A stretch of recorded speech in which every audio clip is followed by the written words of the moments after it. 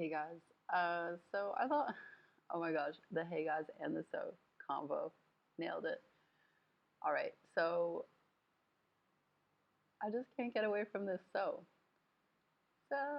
I thought it would be fun to just take a break from my like rambling, even though it's pretty therapeutic for me. Maybe it might not be so interesting for other people.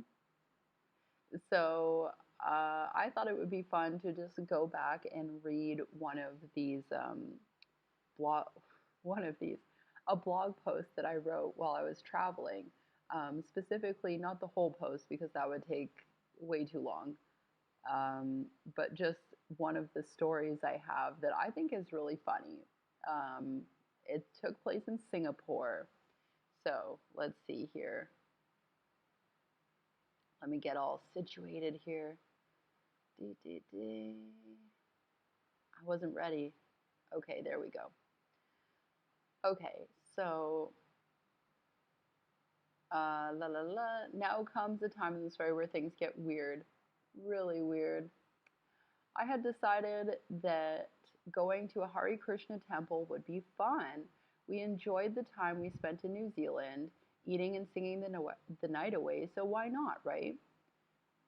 So just pause for a second and say that when we were in New Zealand, in Auckland, we stayed at this, or no, we didn't stay. We went to this place called The Loft, and it was so fun and so cool, and the food was delicious. It's like a huge all-you-can-eat moment, and I just loved it.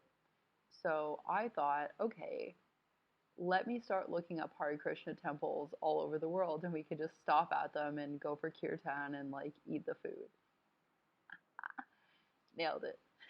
So I'm. This is a time of writing. I'm also currently reading the Bhagavad Gita as it is, a Hindu holy text, which is a translation done by His Divine Grace A.C. Bhaktivedanta Swami Prabhupada, who is a Hare Krishna, which is also for different parts of the world. They're also called ISKCON people, but in Canada we call them the Hare Krishna people. I saw the I saw the website for the Singaporean branch. Wonder if I'm thinking about food.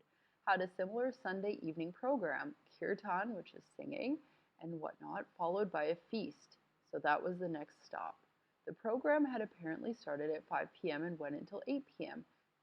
Dinner supposedly starting at 6:30 p.m. So we arrived shortly before 6 p.m. We realized the program had not started when we walked into only two women sitting in an empty room, with the exception of various statues and idols. The one lady came over asking us why we were there.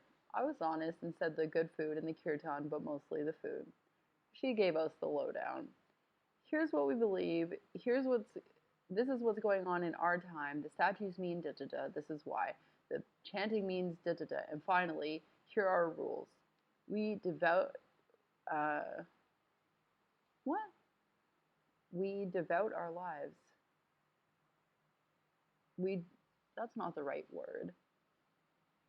We Okay, well, let's go with it. We devote our lives to Krishna via bhakti yoga, i.e., unbelievable amounts of volunteer work. No sex outside of marriage, no gambling, and no intoxication of any kind. She then told her personal story of quitting eating meat and chocolate and would pull out her beads, sort of like a rosary, and count them randomly. And to be honest, it was a bit confusing. Her English was good, but she spoke very quickly and almost impatiently. Where you stay? How long in Singapore? Next time you visit, you stay with us. You take class online. I couldn't get a word in. Not to be rude, but usually when you're conversing with someone, you try and understand where they're coming from, what they know and don't, etc. I already knew the quote rules and what they were about. I was about to mention in the beginning that I was reading the Bhagavad Gita, but that didn't seem to matter. Next thing you know, they're unrolling these thick Persian rugs, and two men come out of nowhere with a bongo drum and little hand cymbals. We are given the lyrics, which again, I am well aware of. Seconds later, Ian is sent to sit with them, the men, and I am now sitting with the two ladies behind the gents, and the kirtan starts. Okay, so for those of you that don't know, the lyrics to their kirtan is Hari Krishna, Krishna Krishna, Hari Hari, Hari Rama, Rama Rama, Hare Hare. So that's what they're singing. Okay. Listen, I am all for fun and singing. The bongo drum player, and also the main singer and the hand cymbal guy were both talented, and it was quite enjoyable. But the fun ended about halfway through for me. The women beside me clapped in time with the music for most of the duration, which was impressive more than anything. Luckily, their clapping was perfectly in time with the music, but their chanting was not quite there. Randomly, other people would show up and pay their respects to the shrines and either join in the chanting or would just disappear again. This went on for over an hour. In my mind, I swung between the energy in here is really nice and where's the food? Finally, the kirtan ended, and I was hoping to turn around to a feast. Instead, more people are just coming in, the carpets are being rolled up, and now the fast talking lady is handing Ian and I some kind of consciousness manual with various songs in it. Definitely not in English. We were told to start singing, or we are told we are singing to cleanse our five senses. We again are separated, and the singing starts. I have no idea what's going on at this point.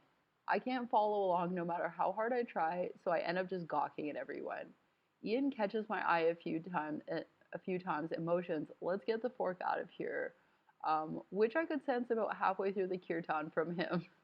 I tried to ignore it, hoping that all of a sudden the singing would stop, the doors would swing open, and giant platters of food would make their way into my life. But after another few minutes, I realized that wasn't going to be happening anytime soon. How am I going to get out of this?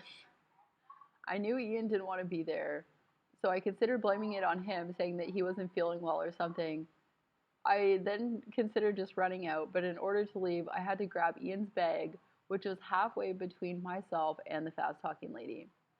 I decided the best thing to do would just be to take one for the team, and I started holding my stomach, trying to look ill.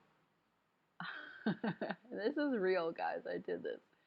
I gradually dramatized it more, so within a couple of minutes, I was practically hunched over, grabbing my stomach and wailing in silent pain. I quickly grabbed his bag, Ian's bag, and mine, started walking towards Ian, who looked genuinely concerned and was like, "Are you okay?" And I replied, "I don't feel good. My stomach isn't feeling okay." I then proceeded to speed walk out of there, avoiding all gazes, slipping my shoes on, and running down the stairs, guys. I ran down those stairs. Ian chose to wear high tops and didn't even fully put them on as he ran down 2 flights of stairs behind me. As we left the building, Ian asked me again, "Are you okay?" And I smiled coyly and I was like, "Yeah, I'm fine. I just had enough of that." We both cackled because, yeah, it was definitely a cackle. And we made our way to a hawker center suggestion our friend had made earlier that afternoon, coincidentally nearby. What a real feast. So, yeah, guys, that's my story of going to a Hare Krishna center in Singapore to try and get a feast, and all I got was chanting. And it's funny because, like, now if I were to go to something like that, I wouldn't even be so, like, shocked because this is before I had been to India and I had been, like, to Hindu temples, really. So this was like, now I'd be like, damn, this is a long one, you know? But, anyways, at the time, it was absolutely shocking for me. I had no idea what was going on.